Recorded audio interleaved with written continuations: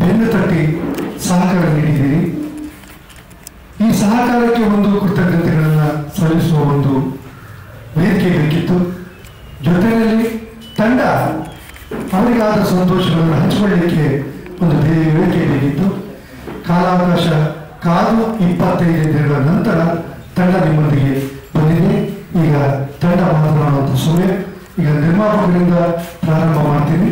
ಯಾಕೆಂದರೆ ಮೊದಲು ನಿರ್ಮಾಪಕರಿದ್ದಾಗ ತಂಡ, ಹಾಗಾಗಿ ನಿರ್ಮಾಪಕರಿಂದ ಪ್ರಾರಂಭ ಮಾಡಿ ಇಡೀ ತಂಡ ಸಂತೋಷಗಳನ್ನ ಹಂಚ್ಕೊಳ್ಬೇಕು ಅಂತ ಕೇಳ್ಕೊತೀನಿ.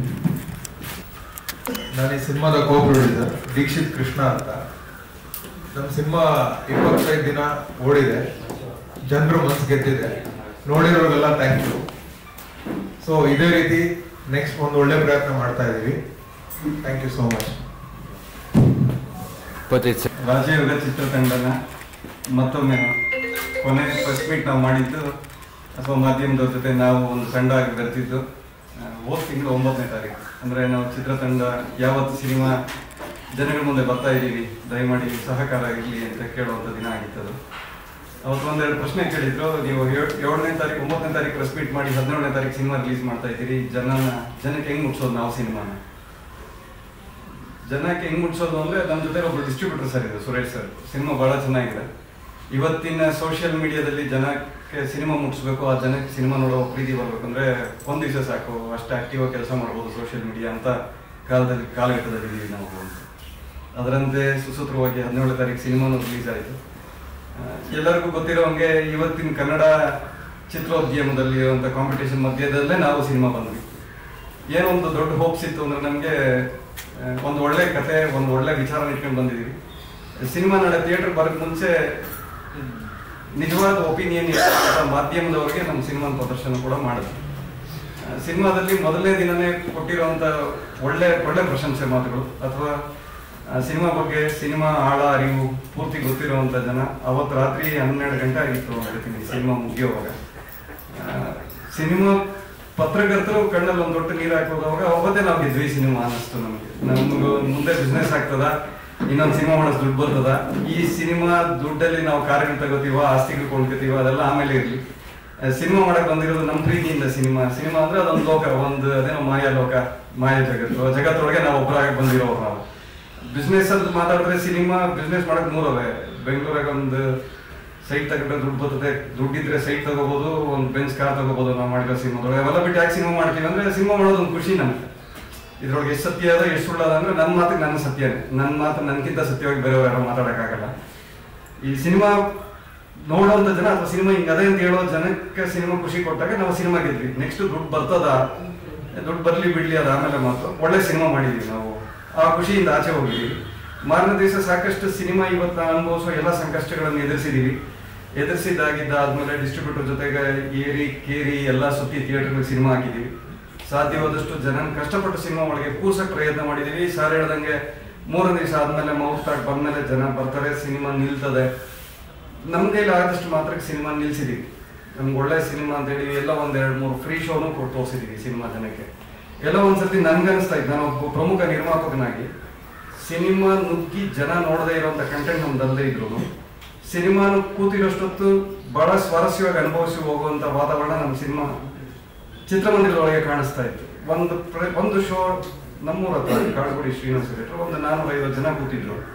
ನಾನು ಜನಗಳ ಮಧ್ಯೆ ಸಿನಿಮಾ ನೋಡೋಣ ಅಂತ ಕೂತ್ಕೊಂಡಾಗ ನಾವೊಂದು 20 ವರ್ಷದಿಂದ ಸಿನಿಮಾ ನೋಡೋರು ನಮ್ಮ ಧರ್ಮಣ್ಣ ಅವ್ರು ಹೇಳೋರು, ಶಶಿಕುಮಾರ್ ಥರನೋ ಅಥವಾ ಅನಂತ್ ನಾಗ್ ಥರನೋ ಸಿನಿಮಾ ಅಲ್ಲದೆ ಇದ್ರೆ ನಮ್ಗೇನಾದ್ರೂ ನೀವು ಕಾಮೆಂಟ್ ಬರೀ ಬೇರೆ ಅಥವಾ ಬೇರೆ ಏನಾದರೂ ಮಾತಾಡಿ, ಸಿನಿಮಾ ನೋಡ್ರಿ, ನಮ್ಗೆ ದುಡ್ಡು ಕೊಡ್ರಿ ಅನ್ನೋದಕ್ಕಿಂತ ಸಿನಿಮಾ ಬಗ್ಗೆ ನಿಮ್ಮ ಅಭಿಪ್ರಾಯ ಹೇಳಿ ಅನ್ನೋದಿತ್ತು ಅವ್ರ ಮಾತು. ಆ 2.5 ಗಂಟೆ ಆ ಸಿನಿಮಾ ಒಳಗೆ ಜನ ಬೆರೆತೋಗಿದ್ರು. ಈ ಎದ್ದು ಆಚೆ ಬರೋವಾಗ ನನಗೂ ಅನ್ನಿಸ್ತು ಒಳ್ಳೆ ಸಿನಿಮಾ ಮಾಡಿದ್ದೀವಿ. ಕೊನೆ ಮಾತು ಈಗ ಮಾತಾಡಿದ್ರೆ ಒಂದು ಒಳ್ಳೆ ಯಶಸ್ವಿ ಸಿನಿಮಾ ಮಾಡಿದ್ದೀವಿ, ಬಿಸ್ನೆಸ್ ಮಾಡಿದ್ದೀವಿ ಅಂದರೆ ನನ್ನ ಮನಸ್ಸಿಗೆ ತಕ್ಕಷ್ಟಲ್ಲ. ಮೊದಲನೇ ಮಾತಾಡಿದ್ದೀನಿ, ಸಿನಿಮಾ ಮಾಡೋದು ನಾವು ಬಿಸ್ನೆಸ್ಗೋಸ್ಕರ ಅಲ್ಲ ಅಂತ. ಬಟ್ ಕೊನೆ ಮಾತಿಗೆ ನನ್ನ ಸಿನಿಮಾ ಉಳಿಬೇಕು ಅಂದರೆ ತಿರುಗಿ ಕಾಸು ಇರಬೇಕು ಸಿನಿಮಾಯಿಂದ. ನಮಗೆ ಎಲ್ಲಿಂದ ಕೊಡ್ತಾರೆ, ಹೆಂಗೆ ಕೊಡ್ತಾರೆ ಗೊತ್ತಿಲ್ಲ, ನಮ್ಗೆ ಇನ್ನೊಂದು ಸ್ವಲ್ಪ ಹೊಸ ಅನುಭವಗಳು. ಇದಾದ್ಮೇಲೆ ಸಿನಿಮಾ ಇನ್ನೂ ಮುಂದುವರಿಸ್ಬೇಕು ಅಂತ ದೊಡ್ಡ ಆಸೆ ಅದೇ ನಮ್ಮ ನಿರ್ಮಾಪಕರು ಹೊಡೆದವರಿಗೆ. ಈಗ ಕೊನೆ ಒಂದು 2 ಥಿಯೇಟರ್ ಒಳಗೆ ಸಿನಿಮಾ ನಿಂತದೆ. 2 ಥಿಯೇಟರ್ ಆಗಿದ್ದಾದ್ಮೇಲೆ ನಾನು ಸುರೇಶ್ ಸರ್ ಮತ್ತೆ ಕೇಳಿದ್ದೀನಿ, ನೆಕ್ಸ್ಟ್ ವಾರ ನಮ್ಗೆ ಕಡಿಮೆ ಅಂದರೆ ಒಂದು 10 ಥಿಯೇಟರ್ ಮಾಡಿಕೊಡಿ, ಮಧ್ಯೆ ಬ್ಯಾಡ್ ಮ್ಯಾನರ್ ಸಿನಿಮಾ ಬಂತು. 17ನೇ ತಾರೀಕು ಒಂದು ರಿಷಬ್ ಶೆಟ್ಟಿ ಇವತ್ತು ನಿಂತಿರೋ ಸ್ಟಾರ್, ಅವರು ದೊಡ್ಡ ಸ್ಟಾರ್. ಬರೋರು ಯಾರೋ ಬಿಡುವಾಗ ಜನ ಸಿನಿಮಾ ನೋಡೋಣ ಅಂತಂದ್ರೆ ಒಂದು ಸ್ಟಾರ್ ಸಿನಿಮಾಗೆ ನೋಡುವಂಥ ವಾತಾವರಣದಾಗ ನಮ್ಮ ಸಿನಿಮಾ ಬಂದಿದೆ. ಒಂದು ಒಳ್ಳೆ ಸಿನಿಮಾನ ನಾವು ಪೂರ್ತಿ ಜನಕ್ಕೆ ತಲುಪಿಸಕ್ಕೆ ನಾವು ಸೋತಿದ್ದೀವಿ ನಿರ್ಮಾಪಕರಾಗಿ. ನಂಗೆ ಇನ್ನೊಂದು 10 ಥಿಯೇಟರ್ ಮಾಡ್ಕೊಡಿಲ್ಲ. ಸಲಾರ್ ಸಿನಿಮಾ ಬರ್ತದೆ, ನೆಕ್ಸ್ಟ್ ಇನ್ನೊಬ್ರು ಯಾವ ದೊಡ್ಡ ಸಿನಿಮಾ ಬರ್ತದೆ, ನನಗೆ ಅದು ಪ್ರಶ್ನೆ ಅಲ್ಲ. ನಮ್ಗೆ ಇನ್ನೊಂದು 5-6 ಲಕ್ಷ ಖರ್ಚಾಗ್ತದ ಥಿಯೇಟರ್ಗೆ ಬಾಡಿಗೆ ಕಟ್ಟಕ್ಕೆ, ಅದು ಪ್ರಶ್ನೆ ಅಲ್ಲ. ಒಂದು ಒಳ್ಳೆ ಸಿನಿಮಾ ಪೂರ್ತಿ ಜನ ನೋಡದೆ ನನ್ನ ಸಿನಿಮಾ ತೆಗಿಯಕ್ಕೆ ನನಗೆ ಆಸಕ್ತಿ ಇಲ್ಲ. ಇದು ವಾಪಸ್ಸು ನನ್ನ ಸಿನಿಮಾ ಮೇಲೆ ಅಥವಾ ನನ್ನ ಹತ್ರ ಇರೋ ದುಡ್ಡು ಮೇಲೆ ನನಗೊಂದು ಸವಾಲು ಅನ್ಕೊಬಿಡ್ತೀನಿ. ನಾನು ಅದನ್ನ 21ನೇ ತಾರೀಕು ಇನ್ನಷ್ಟು ಜಾಸ್ತಿ ಥಿಯೇಟರ್ ಇಟ್ಕೊಂಡು ಕನ್ನಡ ಜನತೆ ಮುಂದೆ ಬರ್ತೀನಿ. ಬರ್ತಾ ಇದೀವಿ ಕೂಡ. ದಯಮಾಡಿ ನಿಮ್ಮ ಸಹಕಾರ ನಮಗಿರ್ಲಿ. ಮುಂದಿನ ಶುಕ್ರವಾರ ಜಾಸ್ತಿ ಥಿಯೇಟರ್ಗಳು ಮಾಡುವಾಗ ಈ ವಿಚಾರನ ಸಾಧ್ಯವಾದ ಜನಕ್ಕೆ ಮುಗಿಸಿ ನಮ್ಮ ಪಿಕ್ಚರ್ ಗಂಧ ನೀವು ಒಂದು ಸ್ವಲ್ಪ ಫ್ಲೇವರ್ ಜನಕ್ಕೆ ಕೇಳಿದ್ರೆ ನಿಮಗೆ ನಾವು ಕೃತಜ್ಞತೆ ಸಲ್ಲಿಸ್ತೀವಿ ಅಂತ ಕೇಳ್ಕೊಂಡು ನಾನು ಮಾತು ಮುಗಿಸ್ತಾ ಇದ್ದೀನಿ.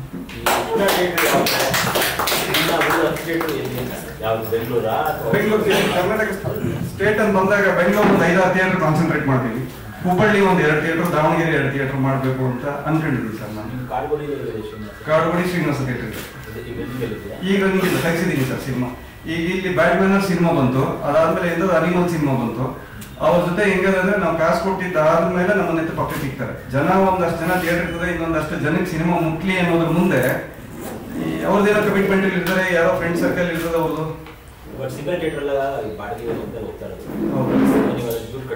ಕಟ್ಟಬೇಕಾಗ್ತದೆ. ಹೌದು, ಮಾಲಲ್ಲಿ ಸಿನಿಮಾ ನಾವು ಮಾಲಲ್ಲಿ ಇಟ್ಕೊಂಡಾಗ ಮಾಲ್ ಜನ ಹೆಂಗಾಗವ್ರ ಈ ಸಂಸ್ಕೃತಿ ಅಂದ್ರೆ ನಾವು ಬೇರೆ ಆಡಿಯನ್ಸ್ ಬಗ್ಗೆ ಮಾತಾಡೋಷ್ಟು ಧೈರ್ಯ ಇಲ್ಲ. ನಾನು ಸಿನಿಮಾ ಆಡಿಯನ್ನೇ ಕೂಡ. ಒಂದು ಸಿನಿಮಾ ಆಡಿಯನ್ ಮನಸ್ಸೊಳಗೆ ಫಿಕ್ಸ್ ಆಗಿರ್ತದೆ. ಯಾವುದೋ ಒಂದು ಕನ್ನಡ ಸಿನಿಮಾ 1.25 ಕೋಟಿ 1.25 ಕೋಟಿ ಖರ್ಚು ಮಾಡೋರು, ಅಷ್ಟೇ ಖರ್ಚು ಮಾಡೋರು ಅಂದ್ರೆ ಅವ್ರು ಮೊದಲೇ ಬರ್ಕೊಬಿಡ್ತಾರೆ ಈ ಸಿನಿಮಾ ನಮ್ಮ ಮೈಂಡ್ ಸೆಟ್ ಗಿಂತ ಕೆಳಗಡೆ ಆದ್ರಿಂದ ಆಡಿಯನ್ ಮೈಂಡ್ಗೆ ಹೋಗ್ಬಿಟ್ಟಿರ್ತದೆ ಮೊದಲು. ನಾನು ಆ ಪರಿಸ್ಥಿತಿನ ನಾವು ನಿರ್ಮಾಪಕರಾಗಿ ಎಲ್ಲಿಂದ ಆಸೆ ತರಬೇಕು ಅವ್ರು? ನಾವು ನಮ್ಮ ತರ ಶಕ್ತಿ ಇಲ್ಲ. ಪ್ರತಿ ಸಿನಿಮಾಗೆ 3 ಕೋಟಿ ಖರ್ಚು ಮಾಡೋದು. 3 ಕೋಟಿ ನಾವು ಬ್ಯಾನರ್ಗಳು ಮೆಚ್ಚಿದ್ರು ಕೂಡ ನಮ್ಮ ಸಿನಿಮಾದೊಳಗೆ ದರ್ಶನ್ ಸರ್ ಇಲ್ಲ, ಸುದೀಪ್ ಸರ್ ಇಲ್ಲ, ಕಂಟೆಂಟ್ ಚೆನ್ನಾಗದೆ. ಈ ಕಂಟೆಂಟ್ ನಾವು ಮುಗಿಸ್ಬೇಕು ಅಂದ್ರೆ ಸಿನಿಮಾ ಒಂದಿಷ್ಟು ಟ್ರೈಲರ್ ಕೊಟ್ಟಿರ್ತೀವಿ, ಯಾರೋ ಆನಂದ್ ಅಡಿಯ ಅಂತ ಒಂದು ಟೈಪ್ ಮಾಡ್ಕೊಂಡಿರ್ತೀವಿ. ಸಿನಿಮಾ ಚೆನ್ನಾಗದೆ ಅಂತ ಹೆಂಗೆ ಜನಕ್ಕೆ ಮುಗಿಸ್ಬೇಕು? ನಾವು ಯಾವ ದಾರಿ ಅದ? ಒಂದು ಶೋ ಕೊಡ್ತಾರೆ ಕನ್ನಡ ಸಿನಿಮಾಕ್ಕೆ, ಎಲ್ಲಿ ಯಾವುದೇ ಮಲ್ಟಿಪ್ಲೆಕ್ಸ್ ಹೋಗ್ತೀವಿ. ಕಾರಣ ಏನಂದ್ರೆ ನೀವು ಏನೋ ನಿಮ್ಮ ತನನ ಸಾಬೀತು ಮಾಡಿ, ಹೀರೋ ತಂದಲ್ಲೋ ಡೈರೆಕ್ಟರ್ ತಂದಲ್ಲೋ ಸಿನಿಮಾ ಕಂಟೆಂಟ್ ಎಲ್ಲ ಸಾಬೀತು ಮಾಡಿದ್ರೆ ನಾವು ಥಿಯೇಟರ್ ಕೊಡ್ತೀವಿ ಅಂತ.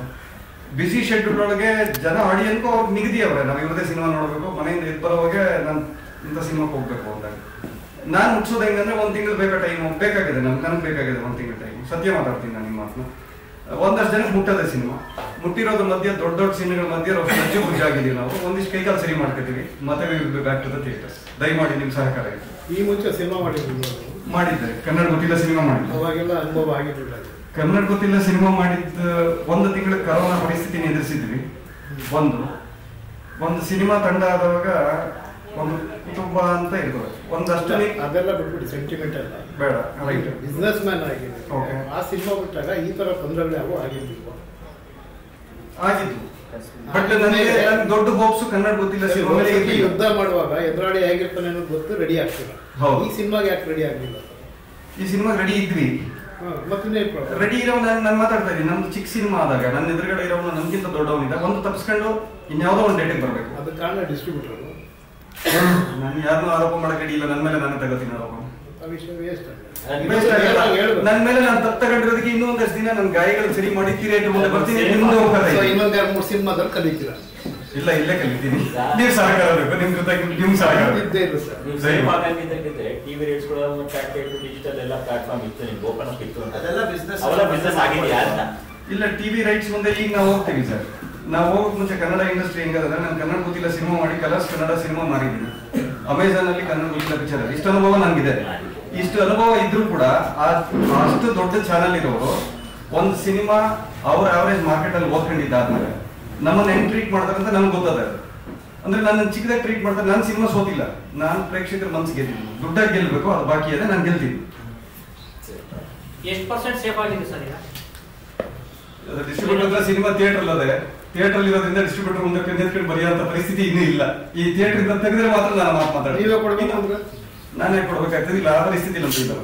ಆ ಪರಿಸ್ಥಿತಿ 100% 25 ಡೇಸ್ ಆಗಿದೆ ಅಂತ ಪ್ರೆಸ್ ಮೀಟ್ ಕರೆದಿದ್ದೀರಾ ಅಂದ್ರೆ ಒಂದು ಅಂಕಿಅಂಶ ಸಕ್ಸಸ್ ಅಂತ ಹೆಂಗೆ ಹೇಳ್ತೀರಾ?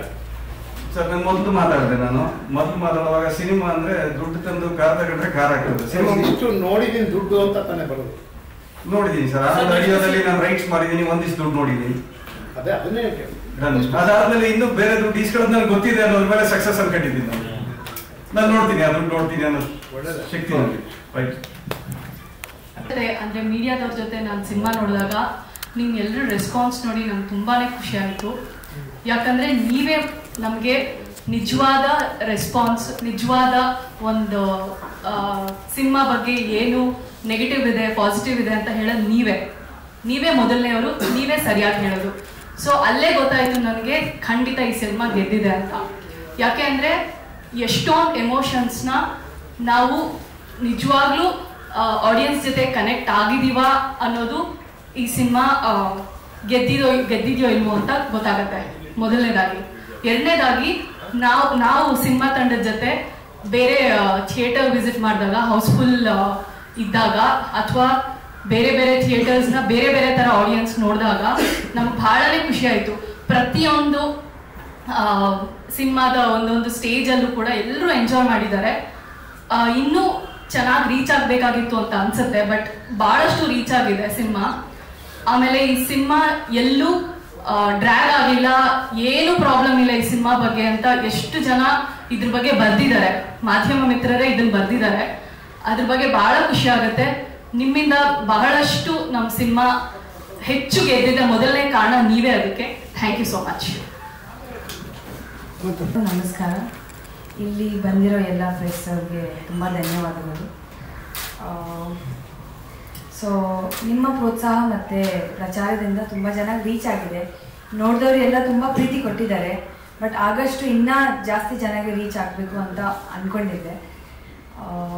But I would like to thank each one of you who is part and Kannada ಬರುತ್ತೆ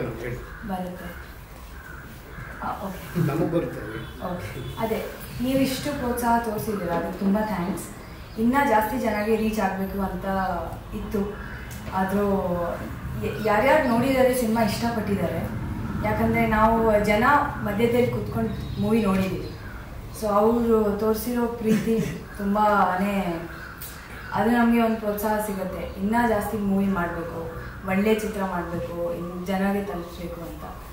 so thank you for coming and supporting us. ಸ್ನೇಹಿತರು, ಫ್ಯಾಮಿಲಿ ಫ್ರೆಂಡ್ಸ್ ತುಂಬ ಇಷ್ಟ ಆಯ್ತು ಅವ್ರಿಗೆ ಫ್ಯಾಮಿಲಿ ಸ್ಟೋರಿಗಳು. ಮತ್ತು ಟಿಕೆಟ್ ನೀವೇ ಕೊಡ್ತಿದ್ರು? ಏನು ಸರ್? ಟಿಕೆಟ್ ಅವರೇ ಹಾಕೊಂಡ್ಬಂದಿದ್ರು, ನೀವೇ ಅವರೇ ಬಂದಿದ್ದಾರೆ. ನಮ್ಮ ಫ್ರೆಂಡ್ಸ್ ಆ್ಯಕ್ಚುಲಿ ಒಮಾನಿಂದ ಒಬ್ಬರು ಬಂದಿದ್ರು, ಮತ್ತು ಹೈದರಾಬಾದಿಂದನೂ ಬಂದಿದ್ರು. ಸೊ ಅಷ್ಟು ಪ್ರೀತಿ ತೋರಿಸ್ತಾರೆ ನಮಗೋಸ್ಕರ ಅಲ್ಲೇ. So I was very happy. ಹಾಂ ಸರ್, ಮಾಡ್ತಾ ಇದ್ದೀನಿ. ಸಿನಿಮಾಗಳು ನಡೀತಾ ಇದೆ. ಇಲ್ಲ.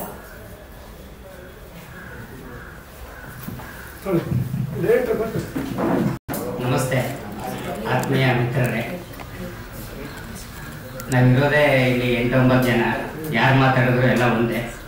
ನಿಮ್ಮೆಲ್ಲರ ಸಹಕಾರ ಮತ್ತು ಪ್ರೇಕ್ಷಕರ ಮಹಾಪ್ರಭುವಿನ ಆಶೀರ್ವಾದದೊಂದಿಗೆ ನಾವಿವತ್ತು 25ನೇ ದಿನ ಮುಟ್ಟಿ ಮುನ್ನುಗ್ತಾ ಇದ್ದೀವಿ. ಈಗಾಗಲೇ ನಮ್ಮ ನಿರ್ಮಾಪಕರು ಹೇಳಿದ್ರು, ನಾನು ಈ ಹಿಂದೆ ನಮ್ಮ ಹೀರೋ ಧರ್ಮಣ್ಣವ್ರ ಜೊತೆ ಆಗಿರ್ಬೋದು, ಅಥವಾ ನಮ್ಮ ನಿರ್ದೇಶಕರ ಜೊತೆ ಆಗಿರ್ಬೋದು, ಮತ್ತು ನಮ್ಮ ಸಹ ನಿರ್ಮಾಪಕರಾದಂತಹ ದೀಕ್ಷಿತ್ ಅವ್ರ ಜೊತೆನೂ ಕೂಡ ಇದೇ ಮಾತಾಡಿದ್ದೆ. ಬಿ ಆ್ಯಂಡ್ ಸಿ ಥಿಯೇಟರ್ಗಳಲ್ಲಿ ನಮ್ಮ ಸಿನಿಮಾ ಇನ್ನೂ ಮುಟ್ಟಿಲ್ಲ. ಜನ ಬಹಳ ಅಪೇಕ್ಷೆ ಪಡ್ತಾ ಇದ್ದಾರೆ, ಆಸೆ ಪಡ್ತಾ ಇದ್ದಾರೆ, ನೋಡೋಕೆ ಇಷ್ಟಪಡ್ತಾ ಇದ್ದಾರೆ. ಮಂಡ್ಯ ಸಂಜಯ್ ಥಿಯೇಟ್ರಲ್ಲಿ ಒಂದು ಗಂಡ ಹೆಂಡತಿ ಅವರಿಬ್ಬರು ನೋಡಿ ಅವರ ಇಡೀ ಟೀಮ್ನ ಅವರೇ ಕರ್ಕೊಂಡೋಗಿ ಇಡೀ ಸಿನಿಮಾ ತೋರಿಸ್ಕೊಂಡು ಕರ್ಕೊಂಡು ಬಂದಿದ್ದಾರೆ. ಟೀಮ್ ಅಂದರೆ ಇಡೀ ಸಂಸಾರ ಅಂದರೆ ಈ ಸಿನಿಮಾ ನೋಡುವಂಥ ಯೋಗ್ಯತೆ ಎಷ್ಟಿದೆ ಅನ್ನೋದನ್ನ ಪ್ರತಿಯೊಬ್ಬರು ಅರ್ಥ ಮಾಡ್ಕೋಬೇಕು. ಅಂದರೆ it's A whole family entertainment cinema ಅಂತೇಳಿ. ಹಾಗಾಗಿ ನಮ್ಮ ಸಿನಿಮಾ ಗೆದ್ದಿದೆ, ಪ್ರೇಕ್ಷಕ ಮಹಾಪ್ರಭು ಒಪ್ಕೊಂಡಿದ್ದಾನೆ.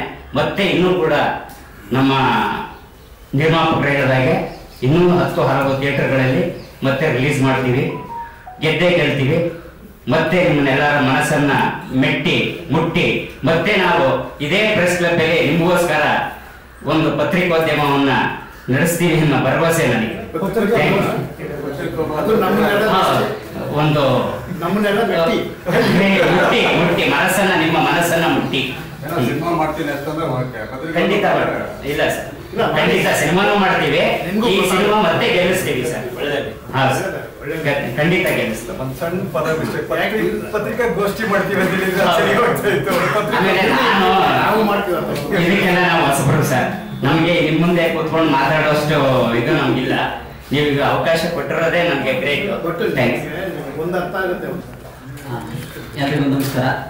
ಬಂದಿರತಕ್ಕಂಥ ಎಲ್ಲ ಪ್ರೆಸ್ಸು ಮಾಧ್ಯಮದವರಿಗೆ ಪ್ರಿಂಟಿಂಗ್ ಮಾಧ್ಯಮದವರಿಗೆ ಎಲ್ಲರಿಗೂ ಹೃದಯಪೂರ್ವಕ ನಮಸ್ಕಾರ ಹೇಳ್ತಾ ತುಂಬ ಖುಷಿ ಆಗ್ತಿದೆ ಅಂತಂದರೆ ಸುಮಾರು ಪ್ರೆಸ್ ಮೀಟ್ಗಳಲ್ಲಿ ನಾನು ಹೇಳಿದ್ದೀನಿ ಕೂಡ ಇವಾಗಲೂ ಹೇಳ್ತೀನಿ. ಯಾಕೆ ಅಂತಂದರೆ ನಾನು ಏನು ಹೇಳಿದ್ದೆ ಅದನ್ನು ನಾನು ಉಳಿಸ್ಕೊಂಡಿದ್ದೀನಿ. ನಿಮಗೆ ಅದೆಲ್ಲ ಗೊತ್ತು, ಯಾಕೆಂದರೆ ನೀವೆಲ್ಲ ಈಗ ಆಲ್ರೆಡಿ ಸಿನಿಮಾ ನೋಡಿದ್ದೀರಾ. ನಾನು ಏನು ಹೇಳಿದ್ದೆ ಅಂದರೆ ನಮ್ಮ ಇಡೀ ಸಿನಿಮಾದಲ್ಲಿ ನೀವು ಸಿನಿಮಾ ನೋಡ್ತಾ ಇದ್ರೆ ಹಳೆ Anantnag sir, Shashikumar sir, Kashinath cinema ಒಂದ್ಸಲ ನಿಮಗೆ ನೆನಪಾಗುತ್ತೆ ಅಂತ ಅದು ಕೆಲವು ಜನ ಇದರಲ್ಲೂ ಕೂಡ ವಿಮರ್ಶೆಲ್ಲೂ ಕೂಡ ಮೆನ್ಷನ್ ಮಾಡಿದ್ದೀರಾ. ಅಲ್ಲಿ ನಾನು ಗೆದ್ದಿದ್ದೀನಿ ಅಂತ ಹೇಳ್ತೀನಿ. ಹಾಗೆ ನಾವೇನು ಅನ್ಕೊಂಡಿದೀವಿ, ನಾವೇನು ಅನ್ಕೊಂಡು ಬಂದಿದ್ವಿ ಆ ದೊಡ್ಡ ಮಟ್ಟಿಗೆ ಖಂಡಿತವಾಗ್ಲೂ ನಾವು ರೀಚ್ ಆಗಿಲ್ಲ, ಅದು ನಾವು ಒಪ್ಕೊಂತೀವಿ. ಯಾಕೆಂದ್ರೆ ಅದರಲ್ಲಿ ಕೆಲವೊಂದು ಇದು ಇದೆ. ಯಾಕೆಂದ್ರೆ ಎಲ್ಲ ಹೊಸ ಪ್ರೊಡ್ಯೂಸರ್ ಆಗಿರೋದ್ರಿಂದ ಅವರಿಗೂ ಕೆಲವೊಂದು ಏನ್ ಮಾಡಬೇಕು ಏನ್ ಮಾಡಬಾರ್ದು ಕೆಲವೊಂದು ಪ್ರಚಾರದ ವಿಚಾರದಲ್ಲಿ ಗೊತ್ತಾಗಿಲ್ಲ.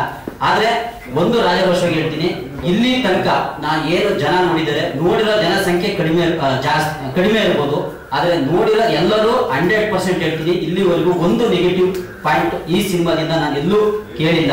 ಹಾಗೆ ಮುಂದಿನ ವಾರ ಅಂದ್ರೆ 5ನೇ ವಾರ ನಮ್ಮ ಸಿನಿಮಾ ಮುಂದೋಗ್ತಿದೆ. ಈ ಒಂದು ಖುಷಿ ಆಗೋದು ಏನಂತಂದ್ರೆ ನಮ್ಮ ಕಡಲಲ್ಲಿ 2 ವೀಕ್ ನಮ್ಮ ಸಿನಿಮಾ ಹೋಗಿತ್ತು. ಆದ್ರೆ ಅಲ್ಲಿ ಎಷ್ಟು ಪ್ರಚಾರ ಆಗಿತ್ತು ನಮ್ಮ ಸಿನಿಮಾ ಅಂತಂದ್ರೆ ಕಾರಣ ಅಂತಂದ್ರೆ ಅದು ಒಬ್ರು ಡಿಸ್ಟ್ರಿಬ್ಯೂಟರ್ ಹ್ಯಾಂಡ್ ಓವರ್ ಅಲ್ಲಿ ಇದೆ ಆ ಥಿಯೇಟ್ರು, ಅವರು ಬೇರೆ ಸಿನಿಮಾ ಇದ್ದಿದ್ರಿಂದ ತೆಗೆದು ಮತ್ತೆ ಮುಂದಿನ ವಾರ ನಮ್ಮ ಜನ ಎಲ್ಲ ಕೇಳಿ ರಿಕ್ವೆಸ್ಟ್ ಮಾಡಿ 5ನೇ ವಾರಕ್ಕೆ ಮತ್ತೆ ಕಡಲಲ್ಲಿ ಮುಂದುವರ್ಸಕ್ಕೆ ಈಗ ಶುಕ್ರವಾರದಿಂದ ಮತ್ತೆ ಪ್ಲಾನ್ ಮಾಡ್ತಿದ್ವಿ. ಆಮೇಲೆ ಇದ್ರಲ್ಲಿ ಏನು ಪ್ಲಸ್ ಅಂತಂದ್ರೆ 2 ಕಡೂರು ಸರ್, ಕಡೂರು ಬೀರು ಸರ್, ನಂದು ಕಡೂರು ಸರ್.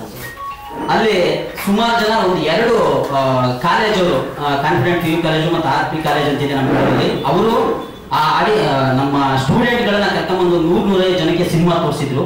ಅವ್ರು ಹೇಳಿದ್ದು ಏನಂತಂದ್ರೆ ನೆಕ್ಸ್ಟ್ ಅವ್ರ ಫ್ರೆಂಡ್ಸಿಗೆಲ್ಲ ಹೇಳಿ ಸಿನಿಮಾ ನೋಡ್ಲೇಬೇಕು ಅನ್ನೋ ಟೈಮಲ್ಲಿ ಸಿನಿಮಾ 2 ವಾರ ತೆಗೆದುಬಿಟ್ರು. ಈಗ ಅವರೆಲ್ಲ ನಾನು ಓದಿದ್ದು ಗೌರ್ಮೆಂಟ್ PU ಕಾಲೇಜಲ್ಲಿ, ಅವರು ಕೂಡ ಫೋನ್ ಮಾಡಿ ಪ್ರಿನ್ಸಿಪಾಲ್ ಇಲ್ಲ ನೀವು ಮತ್ತೆ ಹಾಕ್ಸಿ, ನಾವು ಹುಡುಗರಿಗೆಲ್ಲ ತೋರಿಸ್ಬೇಕು, ಇದು ಹುಡುಗರು ನೋಡುವಂತ ಸಿನಿಮಾ, ವಿದ್ಯಾರ್ಥಿಗಳು ನೋಡುವಂತ ಸಿನಿಮಾ. ಯಾಕೆಂತಂದ್ರೆ ಒಬ್ಬ KS ಮಾಡಬೇಕು, ಇಲ್ಲ ಏನಾರ ಒಂದು ಅಧಿಕಾರ, ಒಂದು ಪದವಿನ, ಒಂದು ವೃತ್ತಿನ ಪಡ್ಕೋಬೇಕು ಅಂತಂದ್ರೆ ತುಂಬಾ ಕಷ್ಟ ಇದೆ. ಆಮೇಲೆ ತುಂಬಾ ಜನ ಓದ್ತಾ ಇರ್ತಾರೆ, ಅವರಿಗೆಲ್ಲ ಇನ್ಸ್ಪೈರ್ ಆಗಂತ ಕಥೆ ನಿಮ್ದು ರಾಜಯೋಗದಲ್ಲಿದೆ. ದಯವಿಟ್ಟು ಸ್ಟೂಡೆಂಟ್ಗಳಿಗೆ ಆದಷ್ಟು ಜಾಸ್ತಿ ತೋರಿಸಿ ಅಂತ ಹೇಳಿದ್ರು. ಅದು ನನಗೆ ತುಂಬಾ ಹೆಮ್ಮೆ ಅನಿಸ್ತು ನಮ್ದು ರಾಜಯೋಗದ ಮುಖಾಂತರ. ಇನ್ನ ನಾನು ಎಲ್ಲ ಪ್ರೊಡ್ಯೂಸರ್ಸ್ಗೆ ಥ್ಯಾಂಕ್ಸ್ ಹೇಳಲೇಬೇಕು. ಯಾಕೆ ಅಂತಂದ್ರೆ ನನ್ನಂತ ನಂಬಿ ಕೋಟ್ಯಾಂತರ ರೂಪಾಯಿ ದುಡ್ಡು ಹಾಕೋದು ಅಷ್ಟು ಈಸಿ ಅಲ್ಲ. ಅಕ್ಕಪಕ್ಕ ನಮ್ಮ ಫ್ಯಾಮಿಲಿಯವ್ರು ಕೇಳಿದ್ರೆ 25-30 ಸಾವಿರ ಕೊಡೋದು ಕಷ್ಟ. ಅಂತದ್ರಲ್ಲಿ ಅದನ್ನ ಹಾಕಿ ಇವತ್ತಿಗೂ ತುಂಬಾ ಹೆಮ್ಮೆಯಿಂದ ತುಂಬಾ ಖುಷಿಯಿಂದ ಹೇಳ್ತೀನಿ, ತುಂಬಾ ಒಂದು ಒಳ್ಳೆ ಸಿನಿಮಾ ಮಾಡಕ್ಕೆ ಅವರೆಲ್ಲ ಕಾರಣಕರ್ತರು, ಅವರಿಗೆಲ್ಲ ಋಣಿಯಾಗಿರ್ತೀನಿ. ಹಾಗೆ ನಮ್ಮ ಡೈರೆಕ್ಟರ್ ಲಿಂಗರಾಜ್ ಅವರು ಅವನ ಕತೆ ಹೇಳಿದಾಗ ಏನ್ ಹೇಳಿದ್ದ ಸ್ಕ್ರೀನ್ ಮೇಲೂ ಕೂಡ ಅದೇ ತರ ತಂದೇನೆ, ಅದ್ರಾಗ 2ನೇ ಮಾತೇ ಇಲ್ಲ. ಸುಮಾರು ಜನ ನನಗೆ ಈಗ ಪತ್ರಕರ್ತರು ಅದೇ ಹೇಳ್ತಿದ್ರು, ತುಂಬಾ ಒಳ್ಳೆ ಸಂಭಾಷಣೆ ಬರ್ದಿದ್ದಾರೆ ಲಿಂಗರಾಜು ಅಂತ. ನಾನು ಅವತ್ತೇ ಹೇಳಿದ್ದೆ ನಿಮ್ಗೆ, ಈ ಸಿನಿಮಾ ಅವನು ನನಗೆ ತುಂಬಾ ಇಷ್ಟ ಆಗದೆ, ಅವನೊಬ್ಬ ಅದ್ಭುತ ರೈಟರ್ ಅಂತ ಹೇಳಿ. ನನಗೂ ಕನೆಕ್ಟ್ ಆಗಿದ್ದು ಹಂಗೆ. ಯಾಕೆಂತಂದ್ರೆ ಅವ್ನ ಕತೆ ಹೇಳಿದಾಗ 1.5 ಗಂಟೆ ಇದೇನಪ್ಪ ಹಿಂಗೆ ಹೇಳ್ಬಿಟ್ಟ ಕತೆನ, ನಾನೇ ಒಂದು 60% ಬಂದೋಗ್ಬಿಟ್ನಲ್ಲ ಕಥೆಯಲ್ಲಿ ಅಂತ ಅನ್ಸಿತ್ತು. ನಮ್ದು ಮಧ್ಯಮ ವರ್ಗ ಕೃಷಿ ಫ್ಯಾಮಿಲಿ ಆಗಿರೋದ್ರಿಂದ ಈ ಸಿನಿಮಾನು ಕೂಡ ಅದೇ ತರ ಇದೆ. ಆ ಕ್ಯಾರೆಕ್ಟರ್, ನನ್ನ ಕ್ಯಾರೆಕ್ಟರ್ ಕೂಡ ಒಂದ್ ಸ್ವಲ್ಪ ರಿಯಲ್ ಲೈಫಿಗೆ ಸೂಟ್ ಆಗುತ್ತೆ. ಹಂಗಾಗಿ ನಾವ್ ಏನ್ ಅನ್ಕೊಂಡಿದ್ವಿ ಅದು ಸ್ಕ್ರೀನ್ ಅಲ್ಲಿ ನೀವೆಲ್ಲ ನೋಡಿರೋದ್ರಿಂದ ತುಂಬಾ ಚೆನ್ನಾಗಿ ಹೋಗಿದೆ. 2 ಇಲ್ಲ 3 ಥಿಯೇಟರ್ ಅಲ್ಲಿ ನಮ್ದು 25 ದಿನ ಕಂಪ್ಲೀಟ್ ಮಾಡಿದೆ. ಈಗ ನೆಕ್ಸ್ಟ್ ಮತ್ತೆ ಪ್ರೊಡ್ಯೂಸರ್ ಹೇಳ್ದಂಗೆ ಇನ್ನೊಂದು 7 ಥಿಯೇಟರ್ ಅಲ್ಲಿ ಮುಂದಿನ ವಾರದಿಂದ ಮತ್ತೆ ಪ್ರಯತ್ನ ಮಾಡ್ತೀವಿ. ನಿಮ್ಮ ಪ್ರೀತಿ ಪ್ರೋತ್ಸಾಹ ಇರಲಿ. ಸುಮಾರು ಜನ ಕೇಳ್ತಾ ಇದ್ದಾರೆ ಬೇರೆ ಬೇರೆ ಕಡೆ ಊರುಗಳಿಗೆ ಕೊಡಿ ಅಂತ, ಆದ್ರೆ ಥಿಯೇಟರ್ಗಳು ಅದೇ ನಾವ್ ಹೇಳೋದಲ್ಲ ಸರ್ ಹೇಳ್ದಂಗೆ ಹೊಸಬ್ರಿಗೆ ಪರ್ಸೆಂಟೇಜ್ ಅಲ್ಲಿ ತುಂಬಾ ಕಡಿಮೆ ಥಿಯೇಟರ್ಗಳು ಕೊಡೋದು. ಯಾಕೆಂತಂದ್ರೆ ಹಂಗಂತೇಳಿ ನಾವು ಬ್ಲೇಮ್ ಮಾಡಕ್ಕೂ ಆಗಲ್ಲ. ಯಾಕೆಂದ್ರೆ ಒಂದು ಥಿಯೇಟರ್ ಅಲ್ಲಿ ಎಷ್ಟು ಕಷ್ಟ ಇದೆ ಅಂತ ನಾನು 10 ದಿನ ನೋಡಿದ್ದೀನಿ. ನನ್ನ ಫ್ರೆಂಡ್ಸೇ RP ಕೆಲವು ಜನ ವರ್ಕ್ ಮಾಡ್ತಾರೆ, ಅವ್ರ ಬಾಡಿಗೆಯಿಂದ ಹಿಡಿದು ಅವರಿಗೆ ಸಂಬಳ ಕೊಡೋದ್ರಿಂದ ಹಿಡಿದು ಕ್ಲೀನಿಂಗ್ ಇಂದ ಹಿಡಿದು ಲೈಟ್ ಇಂದ ಹಿಡಿದು ತುಂಬಾ ಅವ್ರಿಗೂ ಕಷ್ಟ ಇರುತ್ತೆ. ಹಂಗಾಗ್ಬಿಟ್ಟು ಅವ್ರು ಏನ್ ಮಾಡ್ತಾರೆ, ದೊಡ್ಡ ಸಿನಿಮಾಗಳು ದುಡ್ಡು ಬರೋಂಥದಕ್ಕೆ ಹಾಕಂತಾರೆ. ಈ ತರ ಆದ್ರೂ ಕೂಡ ಕೆಲವು ಜನ ಉತ್ತರ ಕರ್ನಾಟಕದಲ್ಲಿ ನಮ್ಮ ಸಿನಿಮಾ ಚೆನ್ನಾಗಿದೆ ಅನ್ನೋದಕ್ಕೋಸ್ಕರ ಒಂದು ವಾರ ಆಗಲಿ ನಿಲ್ಸಿ ನಾವು ಪ್ರಯತ್ನ ಮಾಡ್ತೀವಪ್ಪ ಅಂತೇಳಿ 2ನೇ ವೀಕಲ್ಲಿ ಒಂದು 15 ಥಿಯೇಟರ್ ಕೊಟ್ಟಿದ್ರು. ಅವ್ರು ಎಲ್ಲರಿಗೂ ಯಾರ್ಯಾರು ನಮ್ಗೆ ಗೊತ್ತಿಲ್ದಂಗೆ ಗೊತ್ತಿರೋಂಗೆ ಯಾರ್ಯಾರು ಸಪೋರ್ಟ್ ಮಾಡಿದರೆ ಅವ್ರೆಲ್ಲರಿಗೂ ರಾಜಯೋಗ ತಂಡದಿಂದ ಮತ್ತು ನನ್ನ ಕಡೆಯಿಂದ ಹೃದಯಪೂರ್ವಕ ಧನ್ಯವಾದ ಹೇಳ್ತೀನಿ. ಎಂದಿನಂತೆ ನಿಮ್ಮ ಪ್ರೀತಿ ಪ್ರೋತ್ಸಾಹ ಇರಲಿ. ದಯವಿಟ್ಟು ಆದಷ್ಟು ನಿಮಗೆ ಗೊತ್ತಿರೋದ್ರಿಂದ ಒಂಚೂರು ತಲುಪಿಸಿ ನಮಗೆ ಸಪೋರ್ಟ್ ಮಾಡಿ. ಇದೇ ತರ 50ನೇ ದಿನದಲ್ಲಿ 100ನೇ ದಿನದಲ್ಲಿ ಸಿಗಕ್ಕೆ ನಾವು ಖಂಡಿತವಾಗ್ಲೂ ಪ್ರಯತ್ನ ಮಾಡೋಣ ಅಂತೇಳಿ ನನ್ನ ಮಾತು ಮುಗಿಸ್ತೀನಿ. ಸಿನಿಮಾದಲ್ಲಿ ಅಂತ ನಾನು ಅದನ್ನು ಕೂಡ ಹೇಳಿದ್ದೆ. ನೀವು ಸಿನಿಮಾ ನೋಡ್ಬೇಕಾದ್ರೆ ಇದು ಸಿನಿಮಾ ಅಂತ ಅನ್ಸಲ್ಲ, ಒಬ್ಬ ಪ್ರೇಕ್ಷಕನಾಗಿ ಅಂತೇಳಿ ಅನ್ನೋದಕ್ಕಿಂತ ನಿಮ್ದೇ ಸಿನಿಮಾ ನೋಡ್ತಿದ್ದೀರಾ ಅಂತ ಅನ್ಸುತ್ತೆ ಅಂತ ನಾನು ಪ್ರೆಸ್ ಮೀಟ್ ಅಲ್ಲಿ ಹೇಳಿದ್ದೆ. ಅದನ್ನ ನಾವು ಆ ಸಿನಿಮಾದಲ್ಲೂ ಕೂಡ ಅದೇ ತರ ಮಾಡಿದೀವಿ. ನನಗೆ ಹೇಳಿದ್ರು ಕೂಡ ರಿವ್ಯೂ ಅದೇ ತರ ಹೇಳಿದ್ದಾರೆ, ತುಂಬಾ ಖುಷಿ ಆಗುತ್ತೆ. ಅದಾದ್ಮೇಲೆ ರಾಜಯೋಗ ಏನಂತಂದ್ರೆ ಅದನ್ನ ಹೇಳಿದ್ನಲ್ಲ ಅದೊಂದು ರಿವ್ಯೂ. ಅದಾದ್ಮೇಲೆ ಒಂದ್ 2-3 ಸಿನಿಮಾ ಮೇನ್ ಕ್ಯಾರೆಕ್ಟರ್ಗೆ ಒಳ್ಳೆ ಪ್ರೊಡ್ಯೂಸರ್ಸ್ ಗಳೇ ಕಾಲ್ ಮಾಡಿದ್ರು ಕತೆ ಕೇಳ್ತೀರಾ ಅಂತ. ಅದೊಂದು ತುಂಬಾ ಖುಷಿ ಆಯ್ತು. ಅದ್ರ ಜೊತೆಗೆ ನಂದೇನಂತಂದ್ರೆ ನಾನು ಅವತ್ತು ಹೇಳ್ತೀನಿ ಇವತ್ತು ಹೇಳ್ತೀನಿ, ದೊಡ್ಡರು ಬಂದಿದ್ದಾರೆ, ದೊಡ್ಡ ಪ್ರೊಡಕ್ಷನ್ ಬಂದಿದೆ, ದೊಡ್ಡ ಡೈರೆಕ್ಟರ್ ಬಂದಿದ್ದಾರೆ ಅಂತ ನಾನು ಸಿನಿಮಾ ಮಾಡಿದ್ರೆ ಅದು ಆಸೆ ಆಗಲ್ಲ, ಅಪಾಸೆ ಆಗ್ಬಿಡುತ್ತೆ. ಯಾಕೆ ಅಂತಂದ್ರೆ ನನಗೆ ಸೂಟ್ ಆಗ್ಬೇಕತೆ. ಯಾಕೆಂದ್ರೆ ನಾವೇನು ದೊಡ್ಡ ಹೀರೋಗಳಲ್ಲ, ನಾನು ಲವ್ ಮಾಡಕ್ಕಾಗಲ್ಲ, ಆಕ್ಷನ್ ಮಾಡಕ್ಕಾಗಲ್ಲ, ನೀವೇ ನರೇಂದ್ರ ಆಕ್ಷನ್ ಮಾಡಿದ್ರೆ. ಹಂಗಾಗಿ ನನಗೆ ಸೂಟ್ ಆಗ್ಬೇಕು. ನೀವೇ ತುಂಬಾ ಜನ ಹೇಳಿದ್ರಿ ಈ ಕಥೆನ ಡೈರೆಕ್ಟರ್ ನಿಮಗೆ ಬರ್ದಿದ್ದ ಇಲ್ಲ ನಿಮ್ಮನ್ನ ನೋಡಿ ಕಥೆ ಬರ್ದಿದ್ದ ಸುಮಾರು ಜನ ಕೇಳಿದ್ರಿ. ಯಾಕೆ ನಂಗೆ ಸೂಟ್ ಆಗಿರೋದಕ್ಕೋಸ್ಕರನೇ ಈ ಸಿನಿಮಾ ಎಷ್ಟೇ ಇದಾದ್ರೂ ಕೂಡ ಆ ಏರಿಳಿತಗಳು ಇದ್ರೂ ಕೂಡ ಮುಗಿಸಿ ನಿಮ್ ಮುಂದೆ ತಂದಿದ್ದೀವಿ. ಅದಕ್ಕೆ ಇವ್ರೆಲ್ಲ ಸಪೋರ್ಟ್ ಇದೆ.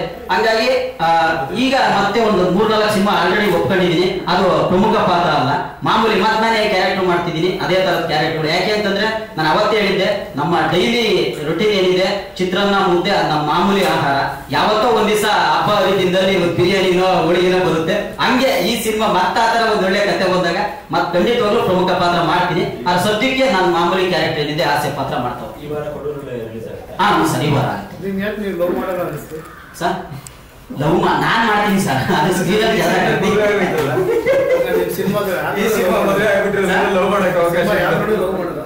ಸರ್ ಏನಂತಂದ್ರೆ ನಾನು ರಿಯಲ್ ಲೈಫ್ ಲವ್ ಮಾಡಿದ್ರೆ 1-2 ಕೈ ಕೊಟ್ಟಿದೆ.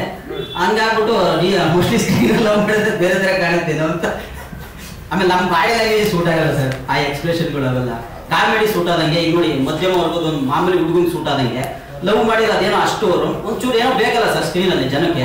ಅದನ್ನ ಕೊಡ್ದಂಗಿದ್ರೆ ನಾವು ಸೋತಂಗೆ ಅಲ್ವಾ ಸರ್. ಹಂಗಾಗಿ ಸೂಟ್ ಆಗಲ್ಲ ಅಂತ ನನಗೆ ಗೊತ್ತು ಸರ್. ಅಂದ್ರೆ ನನಗೆ ನನ್ನ ನೆಗೆಟಿವ್ ಮತ್ತೆ ಪಾಸಿಟಿವ್ ಒಂದು ಸಣ್ಣ ಮಟ್ಟಿಗೆ ಗೊತ್ತು ಸರ್. ಒಂದು 8-10 ವರ್ಷ ನಾಟಕ ಮಾಡಿದ್ದೀನಿ. ನೇರ ಆಡಿಯನ್ಸ್ ರಿವ್ಯೂ ನಮಗೆ ಚೆನ್ನಾಗಿ ಗೊತ್ತಿರೋದ್ರಿಂದ ನನಗೆ ಗೊತ್ತು ಇದು ನಮಗೆ ಸೂಟ್ ಆಗದಂಗಿದೆ, ಯಾಕೆ ಟಚ್ ಮಾಡೋದು ಬಿಟ್ಬಿಡೋಣ, ಬರೀ ಪ್ಲಸ್ ಏನಿದೆ ಅದನ್ನ ಕೊಡ್ತಾ ಹೋಗೋಣ ಜನಕ್ಕೆ ಅಂತ ಅಷ್ಟೇ ಸರ್. Thank you. ನಮಸ್ಕಾರ.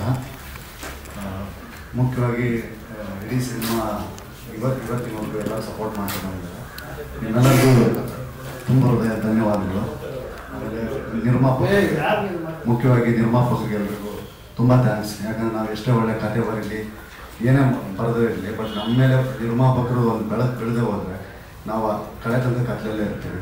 ಆ್ಯಕ್ಚುಲಿ ನಾನು ಏನೇ ಬರೆದಿದ್ರು ಕೂಡ ಅದನ್ನು ಒಪ್ಕೊಂಡು ಹಣ ಹಾಕಿ ಈ ಸಿನಿಮಾ ಮಾಡಿಕೊಟ್ಟಿದ್ದಕ್ಕೆ ನಾನು ಅಷ್ಟು ಜನ ಪ್ರೊಡ್ಯೂಸರ್ಸ್ಗೆ ನಾನು ತುಂಬ ಹೃದಯ ಧನ್ಯವಾದಗಳು ಹೇಳ್ತೀನಿ. ಆಮೇಲೆ ಸಿನಿಮಾ ಈಗಲೂ ಥಿಯೇಟ್ರಲ್ಲಿದೆ, ಅದು ಕಡಿಮೆ ಥಿಯೇಟ್ರಲ್ಲಿದೆ. 25 ದಿನದವರೆಗೂ ಬಂದಿದ್ದೀವಿ. ಮತ್ತು ಇನ್ನೂ ಒಂದಷ್ಟು ಮುಂದುವರಿಸೋ ಜೋಶಲ್ಲಿ ಎಲ್ಲರೂ ಇಡೀ ಚಿತ್ರರಂಗ ಇದೆ. ನೋಡೋಣ, ದೇವರು ಭಗವಂತನ ಆಶೀರ್ವಾದ ನಿಮ್ಮೆಲ್ಲರ ಪ್ರೀತಿ ಹಿಂಗೆ ಇದ್ದರೆ ಮತ್ತು ಕಂಟಿನ್ಯೂ ಆಗಿ ಒಳ್ಳೆಯದಾಗಲಿ ಇನ್ನು ಮುಂದಕ್ಕೆ. ಸಿನಿಮಾ ನೋಡಿದವರೆಲ್ಲ ತುಂಬ ಚೆನ್ನಾಗಿದೆ ಅಂತ ಹೇಳಿದ್ದಾರೆ. ನಾನು ಎಲ್ಲ ಬೆಂಗಳೂರಿನ ಮಾಲ್ಗಳಿಂದ ಹಿಡಿದು ಪಾಂಡಪುರದಂಥ ಚಿಕ್ಕ ಊರುಗಳವರೆಗೂ ಎಲ್ಲ ಥಿಯೇಟ್ರಲ್ಲೂ ಜನಗಳು ಜೊತೆಲಿ ಸಿನಿಮಾ ನೋಡಿದ್ದೀನಿ.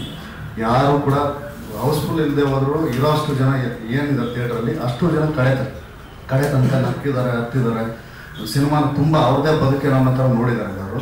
ಅದು ನಮಗೆ ಗೆದ್ದಿದ್ದೀವಿ ಅನ್ನೋ ಫೀಲಿಂಗ್ಸ್ ಇರುತ್ತೆ. ಯಾಕಂದರೆ ಸಿನಿಮಾದಲ್ಲಿ ನೋಡಿ ಅವನು ಎದ್ದು ಬೈಕೊಂಡು ಹೋಗಿಲ್ಲ ಎಲ್ಲೂ ಯಾವ ಥಿಯೇಟ್ರಲ್ಲೂ ಕೂಡ. ಅದು ಒಂದು ಓಕೆ ನಾವು ಮಾಡಿದ ಸಿನಿಮಾ ಓಕೆ ಜನಕ್ಕೆ ಇಷ್ಟ ಆಗಿದೆ, ಓಕೆ ನಾವಲ್ಲಿ ಸಕ್ಸಸ್ ಆಗಿದ್ದೀವಿ ಅಂತ. ಮುಖ್ಯವಾಗಿ ಒಬ್ಬ ಡೈರೆಕ್ಟರ್ಗೆ ಸಕ್ಸಸ್ ಅನ್ನೋದು ಯಾವತ್ತು ಅಂತಂದರೆ ಅದು ನನಗೆ ಯಾವತ್ತೂ ಸಿಕ್ಕಿದೆ ಪ್ರೊಡ್ಯೂಸರ್ಸ್ನಿಂದ. ಯಾಕಂದರೆ ಸಿನಿಮಾ ನಾವು ಅವ್ರಿಗೇನು ಕಥೆ ಹೇಳಿರ್ತೀವಿ, ಅವ್ರಿಗೇನು ಒಂದು ಕಥೆ ಜಮಿಸಿರ್ತೀವಿ, ಈ ಸಿನಿಮಾ ಈಗ ತಕ್ಕೊಡ್ತೀನಿ ಸರ್ ಅಂತ. ಅದು ನಮ್ಗೆ ಹೆಂಗಿರುತ್ತೆ ಅಂತಂದರೆ ಬೆಂಕಿ ಮೇಲಿರೋ ಥರ ಇರ್ತೀವಿ. ಏನಂತಂದ್ರೆ ನಾವು ಅವ್ರಿಗೆ ಹೇಳಿದ್ದೀವಿ, ಬಟ್ ಅದು ಆರ್ಟಿಸ್ಟ್ ಮೂಲಕ ನಾವು ಯಾಕಂದ್ರೆ ಬರೆದಿರೋ ಪೇಪರಲ್ಲಿರೋದನ್ನು ನಾವು ಅವ್ರಿಗೆ ಹೇಳಿರ್ತೀವಿ. ಬಟ್ ಆ ಕಲ್ಪನೆನ ಅವ್ರೇನೋ ಕಲ್ಪನೆ ಕಟ್ಕೊಂಡಿರ್ತಾರೆ, ಓಕೆ ಇವ್ನಿಗೆ ತಕ್ಕೊಡ್ತಾನೆ, ನಾನು ನಮಗೆ ದುಡ್ಡು ಹಾಕ್ತೀನಿ ಅಂತ. ಅದನ್ನು ವಾಪಸ್ ಅವ್ರಿಗೆ ಖುಷಿ ಕೊಡೋದಿದೆಯಲ್ಲ, ಸೊ ಅವತ್ತು ನಾವು ಸಕ್ಸಸ್ ಆದಂಗೆ. ಯಾಕಂದ್ರೆ ಅದು ನನಗೆ ಸಿನಿಮಾ ಫುಲ್ ಕಂಪ್ಲೀಟ್ ಮಾಡಿ DTS ಅಲ್ಲಿ ಒಂದ್ಸರಿ ಪ್ರೊಡ್ಯೂಸರ್ಗೆ ಹೇಳಿದೆ, ಸರ್ ಶೋ ಅರೇಂಜ್ ಮಾಡ್ತೀನಿ, ನೀವೆಲ್ಲ ಬಂದು ಒಂದ್ಸರಿ ನೋಡಿ ಅಂತ. ಅವತ್ತಿನ ತನಕ ನನಗೆ ಪರ್ಸನಲ್ ಎಷ್ಟು ಟೆನ್ಷನ್ ಇತ್ತು ಅಂದರೆ, ನಾನು ಅವ್ರಿಗೆ ಕತೆ ಹೇಳಿದ್ದೀನಿ, ತುಂಬ ದುಡ್ಡು ಖರ್ಚು ಮಾಡಿಸಿದ್ದೀನಿ. ನಾನು ಕೇಳಿದಾಗಲೆಲ್ಲ ಕೆಲವೊಂದು ರೀಶೂಟು ಅಂತಂದಾಗಲೆಲ್ಲ ಒಪ್ಕೊಂಡು ಕಾಸು ಕೊಟ್ಟಿದ್ದಾರೆ. ಓಕೆ ಅವ್ರು ಹೇಳ್ಬಿಟ್ರೆ ಅವ್ರು ಚೆನ್ನಾಗಿದೆ ಅಂತ ಅವ್ರ ಮುಖದಲ್ಲಿ ಒಂದು ಸ್ಮೈಲ್ ಬಂದರೆ ಸಾಕು, ಓಕೆ ನಾನು ಗೆದ್ದಂಗೆ ಅನ್ನೋ ಫೀಲಿಂಗ್ಸ್ ಇರುತ್ತೆ. ಯಾಕಂದರೆ ವ್ಯವಹಾರಿಕವಾಗಿ ಏನಿದ್ರು ಅದು ಅವ್ರದ್ದೇ ಇರೋದ್ರಿಂದ ಅವತ್ತು ನಾನು DTS ಅಲ್ಲಿ ಎಲ್ಲ ಪ್ರೊಡ್ಯೂಸರ್ಸ್ನ ಕರೆದು ಸಿನಿಮಾ ನೋಡಿ ಸರ್ ಅಂತೇಳಿ ತೋರಿಸಿದೆ. ನಾನು ಸಿನಿಮಾ ಪೂರ್ತಿ ಮುಗಿಯೋ ತನಕ ಹೆಚ್ಚು ಕಡಿಮೆ ನಾನು ಅವ್ರ ಮುಖಗಳನ್ನೇ ನೋಡ್ತಾ ಕೂತಿದ್ದೀನಿ.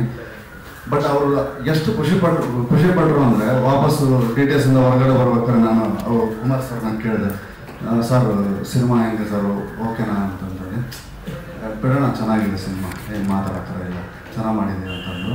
ಸೊ ಅವತ್ತು ಆ್ಯಕ್ಚುಲಿ ನನಗೆ ನಿಜವಾದ ಸಕ್ಸಸ್ ಅವತ್ತು. ಯಾಕಂದರೆ ಅವ್ರು ಏನು ದುಡ್ಡು ಹಾಕಿದ್ದಾರೆ ನನ್ನ ನಂಬಿ, ಓಕೆ ಆ ದುಡ್ಡಿಗೆ ಅವ್ರಿಗೆ ಮೋಸ ಆಗಿಲ್ಲ ಅಂತ ಅನಿಸಿದೆಯಲ್ಲ, ಸೊ ಅದು ನನ್ನ ಸಕ್ಸಸ್. ಇವತ್ತು ಥಿಯೇಟ್ರಲ್ಲಿ ಇನ್ನೂ ಸಿನಿಮಾ ಇದೆ, ಅವರು ಪ್ರೊಡ್ಯೂಸರ್ಸ್ ಇನ್ನೂ ಆ ಜೋಶಲ್ಲಿದ್ದಾರೆ. ಅದು ನಮಗೆ ತುಂಬ ದೊಡ್ಡ ಸಪೋರ್ಟು. ಮತ್ತು ಇವತ್ತಿನ ತನಕ ನಾವು ಏನು ಹೇಳಿದ್ರು ಸರ್ ಈ ಥರ ಸಿನಿಮಾ ಮಾಡೋಣ, ಈ ಡೇಟಿಂಗ್ ಮಾಡೋಣ, ಏನು ಹೇಳಿದ್ರು ಕೂಡ ಯಾರು ಆ ಕಡೆ ಈ ಕಡೆ ಮಾತಾಡಿದೆ. ಇವನ್ ಧರ್ಮನಿಂದ ಹಿಡಿದು, ಯಾಕಂದರೆ ಅವರು ನಮ್ಮದಿ ಪಾರ್ಟ್ನರು, ಎಲ್ಲರೂ ಸಿನಿಮಾ ಮುನ್ನಡೆಸ್ತಾ ಹೋಗಿದ್ವಿ.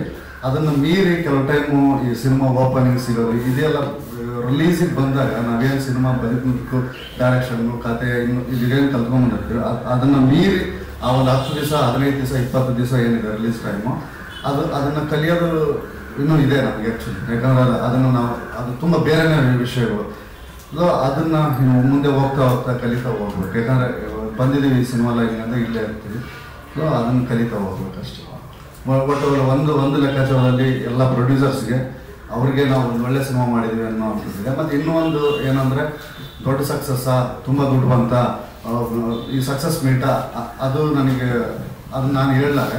ಬಟ್ ಆದರೆ ಒಂದು ನಾವು ಸತ್ತ ನಂತರನೂ ಸಿನಿಮಾ ಬದುಕಿರುತ್ತೆ. ಈಗ ಯಾವುದೋ 70 ವರ್ಷದಿಂದನೋ 80 ವರ್ಷದ ಹಿಂದೆನೋ ಒಂದು ಪಿಕ್ಚರ್ನ TV-ಲೋ ಮೊಬೈಲಲ್ಲೋ ನಾವೇ ನೋಡಿದಾಗ ಏನು ಗುರು ಆ ಕಾಲಕ್ಕೆ ಹಿಂಗೆಲ್ಲ ಮಾಡಿದ್ದಾರೆ, ಎಷ್ಟು ಆಲೋಚನೆ ಮಾಡಿದ್ದಾರೆ ಅಂತೆಲ್ಲ ಅನಿಸ್ತಾ ಇರುತ್ತೆ.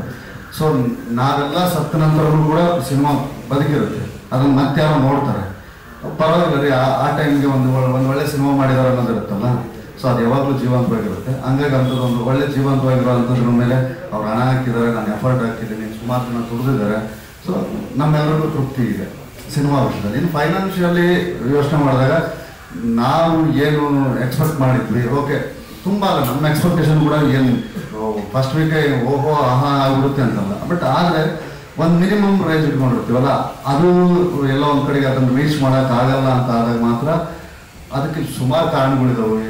ಬರೀ ಪ್ರೊಡ್ಯೂಸರ್ ಅಂತ ಡೈರೆಕ್ಟರ್ ಅಂತಲ್ಲ, ಇವತ್ತಿನ ಪರಿಸ್ಥಿತಿಗಳು, ಅದರ್ ಲ್ಯಾಂಗ್ವೇಜು, ಆಮೇಲೆ ಅದನ್ನು ಯಾರ ಮೇಲೆ ದೂಷಣೆ ಮಾಡೋಕ್ಕಾಗಲ್ಲ ಅದನ್ನು. ಸೊ ಅದು ನಮ್ಮ ಇದು ನೋಡೋಣ ಫ್ಯೂಚರ್ಲಿ ಮತ್ತೆ ವಾಪಸ್ ಕನ್ನಡ ಪಿಕ್ಚರ್ಗಳು ಅಂದರೆ ಮತ್ತೆ ಒಂದು ಒಳ್ಳೆ ಓಪನಿಂಗು ಕತೆ ಇದೆ ಅಂತಂದರೆ ಅದಕ್ಕೆ ಸಪೋರ್ಟ್ ಮಾಡೋ ಅಂಥ ಜನ ಅವೆಲ್ಲ ಬರ್ಬೋದೇನೋ ಮುಂದಕ್ಕೆ ಬರುತ್ತೆ. ಯಾಕಂತಂದರೆ ಯಾವಾಗಲೂ ಯೂಟರ್ನ್ ಥರನೇ ಅಲ್ವ ಲೈಫು, ಹೋದಂಗೆ ಅಲ್ವ, ಈ ಕಡೆ ಹೋಗಿದೆ ಲೆಫ್ಟಿಗೆ ಮತ್ತೆ ಯಾವತ್ತು ಒಂದಿನ ಬರೋಕ್ಕೆ ರೈಟಿಗೆ ಬರಲೇಬೇಕಲ್ಲ, ಹಂಗೆ ಬರುತ್ತೆ ಯಾವತ್ತು ಒಂದಿನ. ಅದು ಯಾವತ್ತು ಬರುತ್ತೆ, ಯಾರ ಮೂಲಕ ಬರುತ್ತೆ, ಹೆಂಗೆ ಬರುತ್ತೆ ಗೊತ್ತಿಲ್ಲ, ಬಟ್ ಬರುತ್ತೆ ಅಷ್ಟೇ. ಈ 25 ದಿವಸ ಇಂಡಸ್ಟ್ರಿಯಲ್ಲಿ ನಿಮಗೆ ಹೆಂಗೆ ಅಲ್ಲ, ನನ್ನ ಪರ್ಸನಲ್ ಒಪಿನಿಯನ್ ಇಂಡಸ್ಟ್ರಿಯಲ್ಲಿ ಅಂತಂದರೆ ಒಂದು ಸಣ್ಣ ಕತೆ ಓದಿದ್ದೀನಿ ನಾನು, ಒಂದೇ ನಿಮಿಷದಲ್ಲಿ ಹೇಳಿ ಮುಗಿಸ್ತೀನಿ. ಗುರುರಾಜ್ ಕರ್ಜಿಗೆ ಅವರು ಒಂದು ಮನೆ, ಅದರಲ್ಲಿ ಏನಂತಂದರೆ ಗಂಡ ಹೆಂಡತಿ ಇಬ್ಬರು ವಾಸ ಮಾಡ್ತಿರ್ತಾರೆ. Middle class family. ಒಂದು ಕೋಳಿ ಸಾಕಿರ್ತಾರೆ, ಒಂದು ಕುರಿ ಸಾಕಿರ್ತಾರೆ, ಮತ್ತು ಒಂದು ಹಸು ಸಾಕಿರ್ತಾರೆ. ಈ ಮನೇಲಿ ರಾತ್ರಿ ಏನಾಗೋಗ್ಬಿಡುತ್ತೆ, ಕೋಳಿ ತುಂಬ ಕೂಗಕ್ಕೆ ಸ್ಟಾರ್ಟ್ ಆಗುತ್ತೆ. ಕೂಗಕ್ಕೆ ಸ್ಟಾರ್ಟ್ ಆದ ತಕ್ಷಣ ಮನೆ ಯಜಮಾನ ಏನು ಹೇಳ್ತಾನೆ, ಹೆಂಡತಿಗೆ ಹೇಳ್ತಾನೆ, ಅದು ಯಾಕೋ ಕೋಳಿ ಬಡ್ಕೊಂತ ಇದೆ, ಹೋಗಿ ಅದೇನು ನೋಡು, ಬೆಕ್ಕಿಗೆ ಬಂದಿರಬೇಕು ಅಂತ. ಅವಳು ಎದ್ದು ಬರ್ತಾಳೆ, ಎದ್ದು ಬಂದು ದೀಪ ಕರೆಂಟ್ ಇರಲ್ಲ, ಸೀಮೆಣ್ಣೆ ಮುಡ್ಡಿ ಹಿಡ್ಕೊಂಡು ಬರ್ತಾಳೆ. ಬಂದರೆ ಹಾವು ಕಚ್ಚಿಬಿಡುತ್ತೆ ಅವಳಿಗೆ. ಹಾವು ಕಚ್ಚಿದ ತಕ್ಷಣ ಅವಳು ಬಾಯಿ ಮಾಡ್ಕೊಂತಾಳೆ, ಗಂಡ ಎದ್ದು ಓಡಿ ಬರ್ತಾನೆ. ಓಡಿ ಬಂದ್ಬಿಟ್ಟು ಅಯ್ಯೋ ಹಾವು ಕಚ್ಚಿಬಿಡ್ತಲ್ಲ ಅಂತ ಹೇಳ್ಬಿಟ್ಟು ಅವಳನ್ನ ಪಂಡಿತರ ಹತ್ರ ಕರ್ಕೊಂಡು ಹೋದ್ರೆ, ಪಂಡಿತನ ಕರ್ಕೊಂಡು ಹೋದ ತಕ್ಷಣ ಪಂಡಿತ ಹೇಳ್ತಾನೆ, ನೋಡು ಕೋಳಿ ಇದೆಯಲ್ಲ ಅದನ್ನು ಇದನ್ನು ಮಾಡ್ಬೇಕೇನೋ, ಅದಕ್ಕೆ ಇದು ನಾಟಿ ವೈದ್ಯಕ್ಕೆ ಕೋಳಿ ಬೇಕು, ಅದನ್ನು ಕೊಯ್ದುಬಿಡು ಅಂತ ಹೇಳ್ತೀನಿ. ಕೋಳಿ ಬಡ್ಕೊಳ್ಳೋಕೆ ಸ್ಟಾರ್ಟ್ ಆಗುತ್ತೆ. ಯಾರಿಗೆ ಕುರಿ ಹತ್ರ ಮತ್ತು ಹಸು ಹತ್ರ ಬಡ್ಕೊಳ್ಳುತ್ತದೆ. ಏನಿಲ್ಲಪ್ಪ ನನ್ನ ಕೊಯ್ದು ಬಿಡ್ತಾರೆ, ದಯವಿಟ್ಟು ನೀವು ಸಹಾಯ ಮಾಡಿ ನೀವಿಬ್ಬರು ಅಂತ. ಅವಾಗ ಹಸು ಹೇಳುತ್ತೆ, ನನಗೇನಿಲ್ಲಲ್ಲಪ್ಪ, ನೀನು ತಾನೆ, ನಿನ್ನಿಷ್ಟ, ನಾನೇನು ಹೇಳಲಿ. ಕುರಿನೂ ಹಂಗೆ ಹೇಳುತ್ತೆ. ಈಗ ಏನಾಯಿತು, ಕೋಳಿನೂ ಅವ್ನು ಕೊಯ್ದು ಅದ್ರ ಕತೆ ಮುಗೀತು.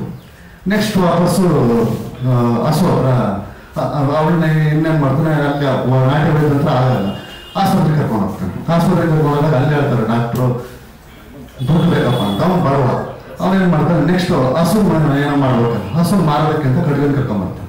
ಕಡ್ಗನ್ ಕರ್ಕೊಂಬಂದಾಗ ಅವಾಗ ಹಸುನ ಬಿಡೋದು ಬಂತಲ್ಲ, ಹಸು ಬಡ್ಕೊಳಕ್ಕೆ ಸ್ಟಾರ್ಟ್ ಆಗುತ್ತೆ. ಅಯ್ಯೋ ನನ್ನನ್ನು ಏನೋ ಮಾಡಿಬಿಡ್ತಾರೆ, ನೀನು ಏನು ಮಾಡಿ ನೀನು ಸಪೋರ್ಟ್ ಮಾಡೋ ಕುರಿನ ಕೇಳುತ್ತೆ ಹಸು. ಆಗ ಕುರಿ ಏನು ಹೇಳುತ್ತೆ, ಇಲ್ಲಪ್ಪ ನಾನೇನು ಮಾಡೋಕ್ಕಾಗತ್ತೆ, ನೀನೇನೋ ಮಾಡ್ಕೊ ಅಂತ ಕುರಿ ಹಸು ಇರುತ್ತೆ. ಕಡೆಗೆ ಹಸುನ ಕಡ್ಕೊಂಡು ಕೊಡ್ತಾರೆ, ಹಸುನ ಕಡ್ಗ ತಗೊಂಡು ಹೊಟ್ಟೋಗ್ತಾರೆ. ಈಗ ಹಸು ಕತೆ ಮುಗಿತ. ನೆಕ್ಸ್ಟು ಆಸ್ಪತ್ರೆ ಅವಳು ಅದು ಏನು ಚಿಕಿತ್ಸೆ ಫಲಕಾರಿ ಆಯಿತು, ಅವ್ರು ಸತ್ತೋಗ್ತಾಳೆ ಹೆಂಡತಿ. ಸತ್ತೋದ್ಮೇಲೆ ಕುರಿ ಬದುಕು ಬಂತು, ಯಾಕಂದ್ರೆ ತಿಥಿಗೆ ಕುರಿ ಕೊಯ್ತಾರೆ. ಸೊ ಇಂಡಸ್ಟ್ರಿಯಲ್ಲಿ ಪ್ರತಿ ವಾರ ನಂತರದವರು ರೋದನೆ ಪಡೋರು ಪಡ್ತಾನೆ ಇರ್ತಾರೆ, ಖುಷಿ ಪಡೋರು ಪಡ್ತಾನೆ ಇರ್ತಾರೆ. ಯಾವತ್ತೊಂದಿನ ಕೋಳಿ ಸಂಟನ ಕುರಿ ಸಂಟನ ಹಸು ಅರ್ಥ ಮಾಡ್ಕೊಂತವೋ ಆವಾಗ ಎಲ್ಲರೂ ಚೆನ್ನಾಗಿರ್ತಾರೆ. ಇದು ನನಗೆ ಅಲ್ಲಲ್ಲ, ಇದು ನನಗೆ ಪರ್ಸನಲಿ ಅನಿಸಿದ ಒಪಿನಿಯನ್ ಇದು ಅಷ್ಟೇ. ಇಂಡಸ್ಟ್ರಿ ಅದಿರುತ್ತೆ, ಆದ್ರೆ ಯಾರಾದ್ರೂ ಗುರುತಿಸಿದ್ರ ನಿಮ್ಗೆ ಗುರುತಿಸಿದ್ರ 25 ದಿವಸ ಆಗಿದೆಯಲ್ಲ ಸಿನಿಮಾ ಮಾಡ್ಕೊಡು ಅಂತಾನೋ ಅಥವಾ ಇನ್ನೇನಾದ್ರು ಆ ಥರ ಏನು ಯಾರು ಅಪ್ರೋಚ್ ಮಾಡಿಲ್ಲ. ಅದು ಏನಾಗುತ್ತೆ ಅಂತಂದ್ರೆ ಬೆಂಕಿ ಬಿದ್ದಲ್ಲಿ ನಾನು ಒಂದೇ ನಿಮಿಷ ಫಿನಿಶ್ ಮಾಡ್ತೀನಿ. ಬೆಂಕಿ ಬಿದ್ದಾಗಲೂ ಕೂಡ ಮೈಜಳ ಕಾಯಿಸ್ಕೊಂಡು ತುಂಬ ಜನ ಇರ್ತಾರೆ. ಈಗ ಏನಾಗುತ್ತೆ ಅಂತಂದ್ರೆ ಈಗ cinema success of failure secondary.